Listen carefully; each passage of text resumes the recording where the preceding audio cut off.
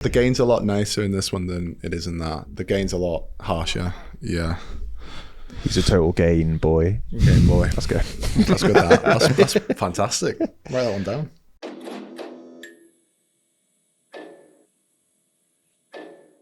So what we're talking about? We're talking about earlier at breakfast. We were trying to figure out like what were the worst, or I guess most annoying things that become a bit tropey in video. Like things that we used to enjoy, say, and then they've just been so commonly used, we've gone, oh, screw this, I can't be asked doing this again. We did start off talking about that, but then we've quickly moved on to what tropes does everybody criticize and give a bad name, but you actually think are pretty good. Yeah. Well, let's start with the ones that we think. Well, first of all, what's a trope? Oh, don't ask me. I don't know. I guess it's just how are we defining what that is? It's kind of like a cliche, isn't it? Yeah, it's kind of like a cliche. It's like an overused trope. Nice. Describe trope without using the word trope. No. Yeah, anyway. Right, it's like an overused technique or something that appears in, for example, we're talking about video production now, like in, advertising campaigns, TVCs, stuff like that, stuff that like just gets, it seems really cool and novel to begin with, but then when everybody starts using it, it becomes a bit like cliched. It's just. So based on that, what are the tropes that really sort of grind your gears? Oh, Starting with you, I don't know why. I don't know, to be honest. I think the hero shot is something that is now overdone, potentially. And how would you describe a hero shot? Used a lot. Well, it's like I was thinking about this before when we were talking about it at breakfast. We mean a profile shot, really. Yeah. So it's like a nice kind of portrait. A nice portrait of a subject looking down the camera with normally like a dolly in, I guess. Yeah.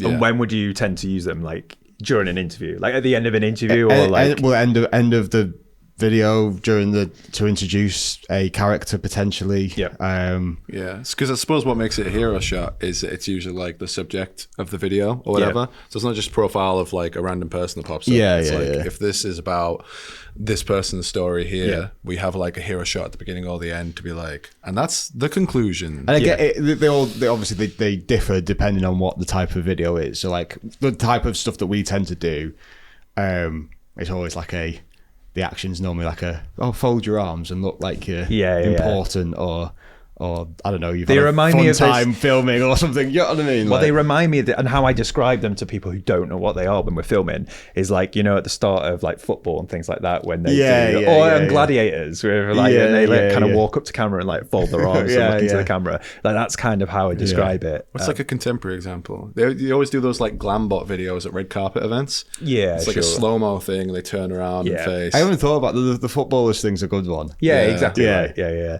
But I mean, the reason I started using them a lot, and I'm not saying I invented the trope, like I clearly didn't, but like, I mean, it's been around for 10 plus years, isn't it? But like, I think I didn't want, like normally we would have somebody's name come up on as they start talking to say, hi, I'm Marc from COOLBOX, I'm a video producer, and you'd come up with a little name strap. I think it's really contrived doing that. So I always get them to say their name anyway, mainly just to kind of warm them up and get them used to being on camera. But then I always think like, I'm never going to use that in the edit. What I would like is them to start their first, like, their first part of their interview.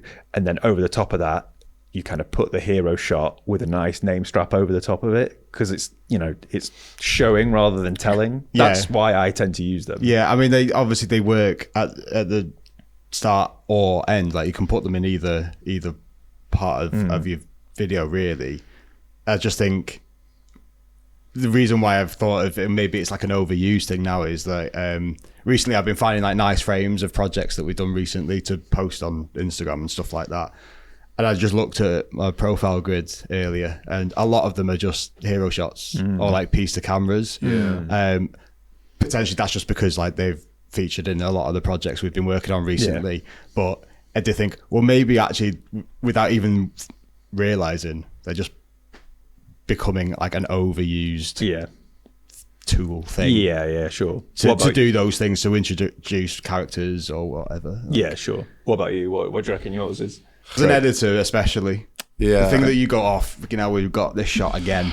Yeah, well, I'm claiming the one we had earlier just because I'm strapped for thought, and I think this is fist distance. It's the whole thing about the sort of forced authenticity in like documentaries. Oh, the A whole lot like of the- coming in, sitting down, like kind of the Where do we begin? The pre-roll stuff of like, Yeah. you know, people coming to sit there, like, roll the cameras and then get people to come in. Fake pre-roll. Yeah. And my qualm isn't necessarily that it's overused in the sense that it keeps rocking up. My qualm is because it keeps rocking up at all, I question if it's authentic or not. Yeah. So now you're getting producers saying like, oh, it's really nice when people come in and you kind of hear the bits that aren't part of the interview, you know, the bits before and after. But it'll be written in. So like, we'll get like a brief and it'll say, interviewee walks in and goes...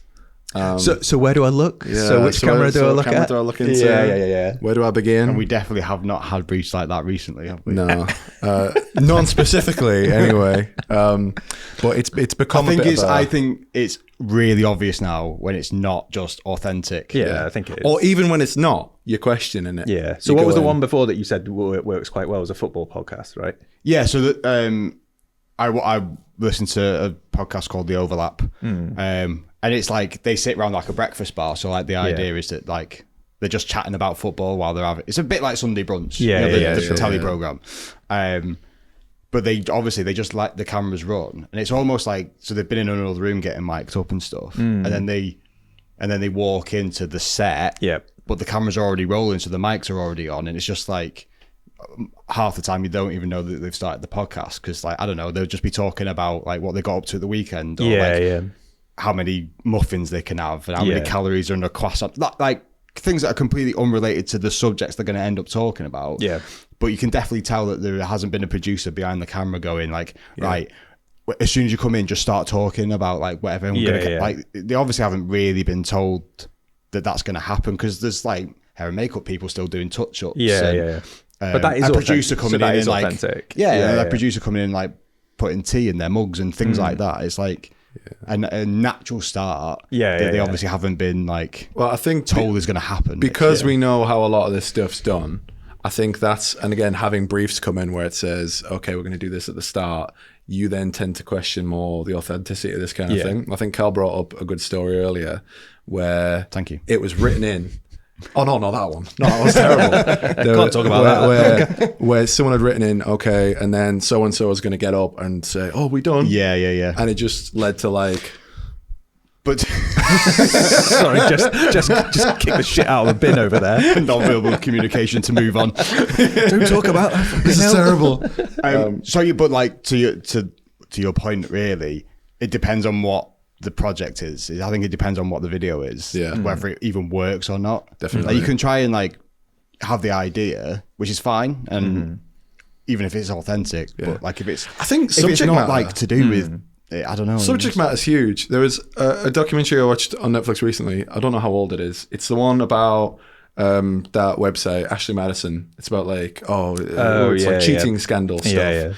And they do that thing where they have like a wacky character come in, sit down in like a purple shirt and go, where are we starting with this one? Makes sense. Huge scandal, big setup. Yeah. I think on a smaller scale, I find it just you talking about that though, it makes it doesn't work as much because it'll be someone going, right, let's get started, and then the stakes won't be that high. Yeah, I think if it's a glossy like corporate advert essentially, it doesn't really work. Yeah.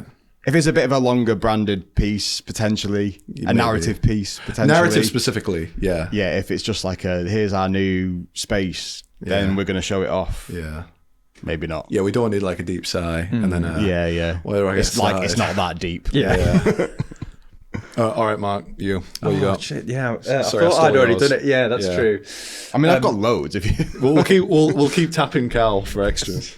I think going back to the Netflix doc one, like, I think there's a lot of clients that ask for interviews now to be shot like those Netflix docs. Like showing the set.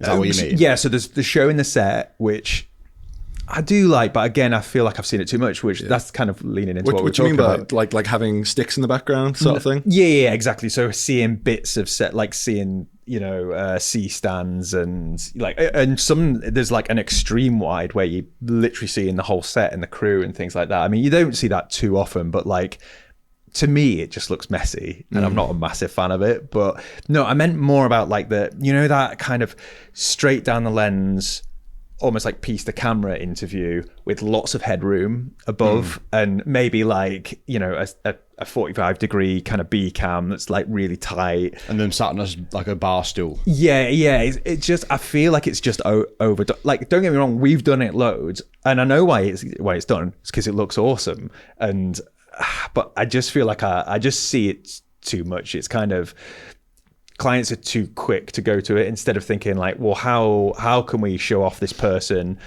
in an appropriate way based on like how should we frame them in an appropriate way for who they are? I guess it's because these documentaries are kind of self-aware, that they're kind of saying, we know we're a documentary, we know that this is fake, so like we'll leave these like filmmaking things like in the background. But I just think there's a time and a place to do that sort of stuff, and I just think on every shoot, just as an aesthetic, I think is not right. But do you think, like, again, like what we've been talking about, it's like basically all these things are just like they're cool in their inception, but now they're just being overdone. Whereas exactly. Like basically we filmmakers in general probably need to start thinking about other ways to introduce characters or have an interview set up. Because I was just thinking then, like, one thing that I haven't seen that off, well, I've maybe seen once. Remember the Robbie Williams documentary, like this year? I think? Where he's interviewed like on the bed, and he was just lying on the bed looking at the ceiling. I don't think I've ever seen something like that. But I thought that was really cool because it was perfectly aligned to him as a character. Because he's like, the way he is, like, he is kind of chilled out and a bit wacky and a bit out there. And wait, like Robin Williams? Robbie Williams. I was going to say, how do you manage that? Blimey, that would have been very that would have been impressive. I was going along with it because your description fit. It was last year, wasn't it? I was like, how long's this been in post? Blimey heck. I'm not massively keen on this isn't really a trope as such. It's just a documentary filmmaking technique of like hearing the producer loads. Every now and again, I think we do it like, if you're in the flow of a conversation and they answer the producer's or the interviewer's question and it doesn't give you enough context of like what they're talking about, sometimes we'll put our voice in asking the question and then subtitle it. I think that's fine because you have to do it. There's no other way around it without like putting a question card up. Which there's cases for it. Like you said, notably it's when, say for instance, it's like an emotional moment. You've got an interviewee, before you've gone, hey, make sure you put the question into the answer if you can. If they're in the moment, they're not thinking about it, they start breaking down into tears. You kind of want to know why they've got to that point. And if you throw up, we've got like a little bit of audio, crank it up, have a bit of text that says, so what do you think about the situation 3 years later? And if they just go, it was shit. Like, out of context, that doesn't make sense. So you need that first little bit. Otherwise, there's a rhythm to it and it just becomes tedious. So it'll be, so what do you think of this? Cut to them, cut to a different angle, sigh. It's obviously different if you've got like an on-screen, like a Louis Theroux type documentary, because he is a character in his own documentary, so that's fine. And if you hear you're introduced, you know who that character is, and you hear him say something off camera, it doesn't matter. The example that really grated on me was the David Beckham documentary. I was literally about to say that. Like, I've got a good example of when it works well, and a bad example. Because that dude is scripted, wasn't it? He's an actor. Like, and I think he wants to be a character in it. But he's not. For most people watching it, they don't know who this dude is. I'll be honest. I didn't give the Robbie Williams documentary the time of day because really good, the David Beckham documentary came out so quick. I went, oh, they've bought a template. Like, not literally, but I feel like one of them's seen something else and gone, I kind of want one of these. They've got similarities, haven't they? But they are quite different. I would say they're pretty different. Do you think so? I think basically... Okay, so what was it about the Beckham documentary that sucks? Well, the Beckham documentary, I think, was like massively scripted. I think it's a massively scripted documentary, but it's also like a David Beckham loving. Right. That at least with Robbie Williams it was like self-deprecating. But that is his character, though, isn't it? And felt a bit more truthful. Whereas David Beckham's was just like, well, how his reputation has been most of his career, golden boy. Yeah. And the producer who we heard way too often. He's clearly enamored with. But also with clearly David, like so- it was script. It wasn't like these like authentic moments that like he'll just pipe up because he thought of something on the spot. It's like it's predetermined. It's scripted. You can tell. But going back to what I was saying before, like in defense of both those documentaries, that is leaning into like their characters. Like he is like clean cut, like golden boy, like so the fact that it was all polished and stuff, you know, I know there's like the meme of like putting his head out with that was pretty cool, that's nice, but I'm so cynical. I think that's a scripted bit. I believe Definitely. it was scripted. 100%. Whereas like Robbie is All like, I'll say is that if that is scripted, he pulled it off well. yeah, true it is very good. I don't know, I'm mega cynical, but Yeah. And also, just like think it's unrelated. I'm just like slagging off David Beckham's documentary Right, now. let's get into But there was it. some like really bad cuts in there. Yeah. It was poorly edited. Yeah. As a piece. I'll have to But watch anyway, it. that is I'll have unrelated. to watch it now. But anyway, moving on. So what about tropes that you would be in defense of? So things that get overused, that get a bad name for themselves. I think I've already mentioned a few of them though. That particularly like I don't mind the hero shot if it's used in a correct way. Yeah. If it's just there because you can't think of anything else to do, then fair enough. Yeah. But like, I don't mind it. I don't think it's all right. Yeah. Yeah. A lot of the ones we've talked about so far have been, we like it, but it's overused. You know I what think mean? that's the issue, right? The issue is being overused. Yeah. I don't know, what's kind of like falling out of fashion that used to be like huge, you know? I guess there's a lot of, in terms of post-production, everything's quite clean right now. You know what I mean? There's like a certain level of polish that I think comes with there being so many editors and there being such like a prevalent, like, this is the style we want. Yeah. Things can kind of get like a bit homogenized. Yeah. So you end up with this is how baseline things get edited. Yeah. I think we've talked about this before, Carl, that you know that like travel edit type video that I think we've talked about before, but which I maintain that like the Watchtower of Turkey was like the first one that did it. I think we've watched it before. The Watchtower, is that a video? Yeah, it's really, really good. It's like, I'll put a link to it here. But it's the one that's got lots and lots of really clever match cuts, uses loads of like really interesting transitions and like the way that they move the camera, and it's basic. I think it originated that style of people just going away with their, like, it was early days of like A7Ss and things like that, and they just shot the shit out of a place. They just had loads and loads of footage, and I think they basically just dumped it in Premiere and would just go through it finding little bit. There's no narrative to them necessarily, but there's just loads of really clever like match cuts and like say transitions and stuff like that. And I think probably about 10 years ago they were just everywhere. Early days of like, was it like whip pans? Is it like when everyone kept doing like so they frame a shot nicely and then they just go bang? Yeah, and like, it'd go into something else. And like, I'll say this, and I don't know if this comes with editing experience. I remember back in the day, I'm not that old, I'm like 27, but back in the day when you first start, there was a lot of people pre-planning transitions. So like Cal mentioned with whip pans, I've worked on a few videos where it'll go, okay, we really want to go up, like whip pan up, and then when we go up, we're going to do a big reveal of this building or whatever. Can you whip pan up? Whip tilt whip, whatever, the up one.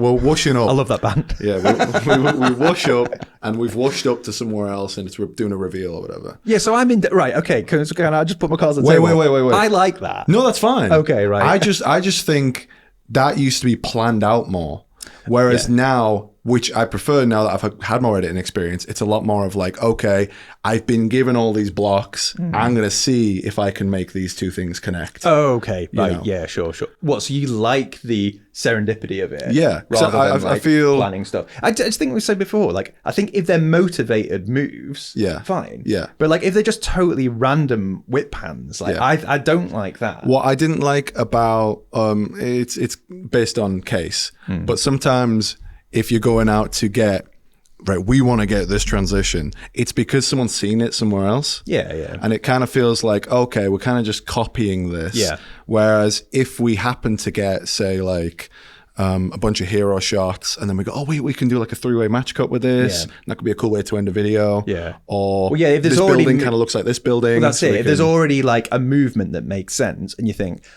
oh, well, of all the sort of techniques that we've got in our arsenal, that one would work really well. Because there must have been times where you've gone, I really like that. I think we should try and get that, but Yeah, like in our own definitely. way. Yeah. And then you end up like storyboarding based on getting from A to B, rather than sitting down and going, okay, how could we, with what But we that's have. assuming that you can storyboard every project that you work on. Oh, of course, yeah. You know, there's projects that we work, and like there's projects that we work on, and also those types of videos that I was talking about before that were like really prevalent, like, you know, 5-10 years ago. Like, I don't think there was any story. I'm almost certain Maybe a short list. There was no. There definitely wouldn't have been. It was like a travel journal, like visual travel journal of like just shooting everything and then work it out. It was a definition of like fixing it in post. You just do the whole edit in post, obviously. Like, you just shoot a ton of stuff. It was basically like, it kind of gave me the impression that it was like just getting a ton of stock footage, and just that somebody else had look. shot, and then sticking it in Premiere and just going, right, we're going to mix it all together and just try and like I say, there's no narrative. It's just let's try and make a cool sequence. And that's kind of what I'm saying. I'm still a bit of a sucker for it. Like, I'll watch it and I'll be like, oh, that's quite cool, that. Just while I have it as well, we'll move on from me, I swear, but there was a thing for a while, and I'm glad it's kind of dying down a bit now, but you get client notes, and a lot of the time client notes, the first round would always say, can you cut on this beat more? Can you cut on this beat more? And it was if the only cut motivation could be based on music track. Yeah, right, okay. Whereas now, I think because media literacy has kind of become more prevalent within everyone, like they know that it doesn't always have to just be a boom, boom, boom. It has to cut on those. It can also be, okay, we finished this segment, we can move on. This ties into this. The new character has to be introduced. Stuff like that. So you say you don't get that note as much anymore? Nowhere near as much. Yeah. Especially with the clients we work with, it's hardly ever, oh, you've missed a beat on that or whatever. Oh, yeah. Like, I don't think I've ever got that piece of feedback, to be fair. Yeah. But do you think that's because like music's being used in a more interesting way now? More dynamically, I'd say. That's what I mean. So it's like not necessarily have to have like, I don't know, let's say it's a 1.5-minute video, like it's got one track that's like running the whole way through, like, because that takes the fun out of it eventually you're just like, I wish I could just automate the cuts based on beat. Well, you could do it with your eyes closed, couldn't you? You know what I mean? Well, AI can definitely do that. Don't tell them that. Don't tell AI that. So it got to a point where you were like, I'm just kind of cutting to music now, but I feel like less and less people are going, you have to cut to music, rather we've got a bit more freedom to edit based on I guess feeling. It depends on the content as well, right? And the tone of it, you Definitely. know. One last one that really I have no time for is FPV video, like FPV drone stuff. Explain. FPV, first person view. It's the drone that goes really fast. Oh, I've never ever seen it yet. Don't get me wrong. I'm not criticizing it. Like when people are flying through like abandoned buildings and stuff, like doing drone racing. That is really impressive. I have never ever seen it within like the context of a, you know, like a brand video or like a corporate video That you've liked? that I've liked. Not once. As it an incorporated shot, or just as a full blown like Both. one take? I would say, but Because I saw one that was like really those cool. one take things. I saw that one years ago. Was it in a bowling alley? Bowling alley. That was the right. I Did you saw not it. like it? Yeah, I thought it was cool. I saw it. I went, that's quite cool. I'll literally never see a better one of them. I don't want to see another one. Like, right. I need more context. Was it like going down the? It went like through the whole bowling alley, and then it went down into like where the pins go. That's pretty cool. So it was a pretty good way. It was a pretty good way of showing off that particular bowling alley. And I seen it, and I was like, right, cool. I'll never need to see it again. Yeah. I think it was one of those like flash in the pan things, though. Do you think it was only around for like a year or two? And It's a thing to scan by on like Instagram Reels and go, whoa, cool, and then move on. And then it's just not as. Well, I don't see it really anymore. No. Yeah. Good. What about you, Cal? You got anything? Like if an entirety of a video shot on a gimbal, don't like that. Interesting. Oh yeah, you were talking about that earlier. You were talking about the two gimbals. Yeah, like if there's like multiple angles, and it was barely even multiple angles. It was but like they're both on gimbals, both shot on the same focal length. Well, Like, yeah. don't really see the point. I think a broader way of talking about that is just like using the right tool for the right job. Like you don't have to shoot everything on a gimbal all the time. Yeah. Like why would you? No, Like especially if you're getting like it's used for movement. especially if you're getting like detail shots of what I mean. whatever it is, food. Do you not whatever, think- whatever it is? I it think that's doesn't matter, when like, I think what we're talking about specifically, which I won't name what you're talking about, but like I think it's that they don't have a lot of time. And I think they just need to. They literally don't have time to take the camera off. Wait, who's they? Who's that they were? I'm not saying it is. I'm not saying it is. all right, but I would say if we're talking about them. Well, see, you might as well just have Is that one on a you've got gimbal, you've got cameras, two yeah, operators. So why is one on the gimbal and the other one handheld? Yeah, I sounds right, agree. you know, I On agree. a different focal length. I agree. Yeah. I think all of the best like three things we've talked about is novelty, right? It's new toy, Yeah. like GoPro when it came out. Let's put a GoPro shot in this. FPV. Oh, this is fun. We should have one of these. Oh yeah, in there. drones. Like back Yeah. like 10 years ago, every client wanted drones and everything. Yeah. And years before that, when everybody was doing wedding films, everybody had a slider. Yeah. Oh yeah. Yeah. Doing a little Sli- slide reveal. Slider. I feel like it went slider, Ronin M. Yeah. What those the first generation DJIs? Remember they were like huge white freaking crates. They had the massive legs. What the first like Phantom. commercially Drone. available? Oh, The Phantom. Phantom. The first Yeah. like commercially available. Oh, and then the Inspire was after that. Yeah. And then it got smaller and smaller and smaller, and then drones kind of faded out, and no Yeah. one's interested anymore. It's like, okay, this is a novelty for like 4 or 5 months, and then it kind of What is it now? What's I the mean, where do we novelty even now? start with like 360 cams? oh, Get to fuck. Let's just not start. Fair enough. I think I don't know. Maybe AI stuff, but I don't know why someone would want to go. Should we put some AI in this? Like, I don't think that's ever going to occur.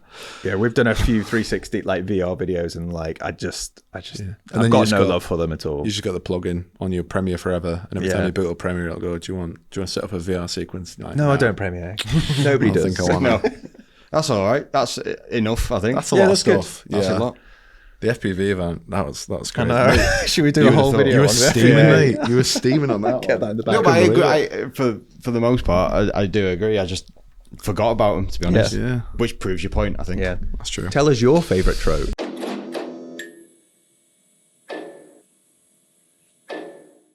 Another one that I just thought, which is basically the same as like having the BTS Yeah. scene, like leaving the clapperboard in. I do that all the time. Yeah. Shit. I feel like this is a Leaving personal it in attack. what? Leaving it in shot?